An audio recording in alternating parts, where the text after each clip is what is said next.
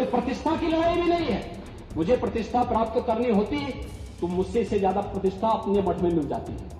कोई आवश्यकता नहीं मेरे लिए। मैं कह सकता हूं खटाखट नहीं 27 में सपा चट के लिए तैयारी रखी। मोदी जी तीसरी बार आएंगे तो संविधान समाप्त कर देंगे। मैं यहां नौकरी करने नहीं आया हूं, कतई नहीं। मैं यहां पे इस बात के लिए आया हूं कि अगर वो करेगा तो भुगतेगा भी, और इसीलिए मैं यहां पे आया हूं। ये योगी का अल्टीमेटम है, ये गरज है यूपी के सीएम की। इस रौद्र रूप को आपने पहले भी देखा होगा और आज एक बार फिर योगी ने ऐसा दहाड़ा है जिसकी आवाज दिल्ली तक सुनाई दे गई है। लोकसभा में अखिलेश के भाषण का यूपी विधानसभा में जब योगी ने ताबड़तोड़ जवाब देना शुरू किया तो उनके निशाने पर चाचा भतीजे की जोड़ी भी थी। सपा सरकार के 7 सालों का लेखा जोखा भी था। यही नहीं, योगी ने कांग्रेस और सपा गठबंधन पर भी तगड़ा हमला बोला। आपने उंगली उठाई, मैं पूछना चाहता हूं, मुझे आप लोगों की बातों पर पंचतंत्र की कथा याद आती है। आपने सुनी होगी। 4 ठग थे। एक किसान एक बकरी लेकर के जा रहा था, तो चारों ठगों ने कहा कि इस किसान से बकरी कैसे ली जाए। तो हो सकता है कि उनको थोड़ा लोक लाज रही हो, तो उन्होंने कहा चलो छीन तो नहीं साफ कर पाएंगे, तो एक काम करते हैं, चारों अलग अलग जगह खड़े हो जाते हैं और अलग जगह खड़े होकर के हम लोग ये बोले कि भाई ये कुत्ते का बच्चा कहां लेके जा रहा है। तो एक वो किसान बेचारा अपनी बकरी के बच्चे को कंधे में रख करके लेके जा रहा है। तो पहले ठग के पास से गुजरता तो बोलता, अरे काका ये सब क्या ले जा रहा है, ये कुत्ते के बच्चे को अपने कंधे में लेके क्या जा रहा है। किसान बोलता, अरे धूर्त कहीं के, ये कुत्ते का बच्चा नहीं बकरी का बच्चा है। वो हंसते हुए चुप हो जाता है। आगे अगले चौराहे पे जाता दूसरा ठग, अरे काका ये तो कुत्ते का बच्चा आप कहां लेके जा रहे हैं। तो बोलता है, उसको भी डांटता है, अरे पागल हो गए क्या, अरे कुत्ते का बच्चा नहीं बकरी का बच्चा है। अगले आगे बढ़ता है, फिर तीसरा ठग मिल जाता है, वहां भी फिर यही बात उसको बोलता है। चौथे ठग ने भी कहा तो किसान को विश्वास हो गया। उसको लगा कि भोला भाला किसान, अन्नदाता किसान, मेहनती किसान, उसको विश्वास हो गया यार एक व्यक्ति झूठ बोलेगा, लगता है कि मेरी दृष्टि दोष ही मुझे हो गया है, लगता है ये कुत्ते का बच्चा ही, उसने फेंक दिया उसको। चारों ठगों का काम पूरा हो गया और चुनाव में खटाखट 1 लाख का बॉन्ड, 1 लाख का बॉन्ड कहां गया, अब कहां गया 1 लाख का बॉन्ड,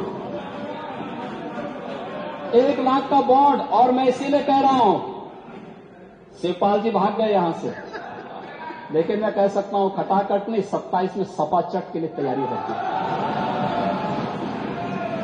27 में सपा चट 1 लाख बॉन्ड के लिए हम लोग भी मांगेंगे हिसाब। 1 लाख का बॉन्ड कहां गया।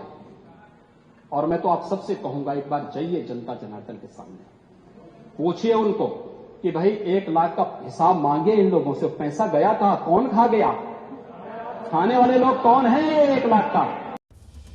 सीएम योगी ने अपने भाषण में अयोध्या गैंगरेप कांड समेत लखनऊ में मंचलों की करतूत पर भी आवाज बुलंद की। मैं यहां पे इस बात के लिए आया हूं कि अगर वो करेगा तो भुगतेगा भी, और इसीलिए मैं यहां पे आया हूं कि हम लोग इससे लड़ेंगे। ये लड़ाई हमारी सामान्य लड़ाई नहीं है, ये प्रतिष्ठा की लड़ाई भी नहीं है। मुझे प्रतिष्ठा प्राप्त करनी होती तो मुझसे से ज्यादा प्रतिष्ठा अपने मठ में मिल जाती है। कोई आवश्यकता नहीं मेरे लिए। लेकिन इस प्रकार के गुमराह भरे तथ्यों को लेकर क्या पाते हैं आप लोग, बोलते हैं इस प्रकार के अनावश्यक बातों की तरह आप ध्यान कर, आप इस प्रकार की चर्चाएं करते हैं। लेकिन मैं कहना चाहूंगा, और अंत में मैं केवल एक ही बात कहना चाहूंगा, एक काट की हंडिया बार बार नहीं चढ़ने वाली है, तो उसका समय पूरा हो गया। अयोध्या में मोइन खान जो समाजवादी पार्टी का नेता है, अयोध्या के सांसद की टीम का सदस्य है, 12 वर्षीय एक नाबालिग बच्ची के साथ दुष्कर्म का कृत्य में शामिल पाया गया। अभी तक समाजवादी पार्टी ने उसके खिलाफ कार्रवाई नहीं की है। मैं ये नहीं समझ पा रहा हूं कि ये सब क्या है। अब क्या ये कोई समाजवादी पार्टी ना बोले,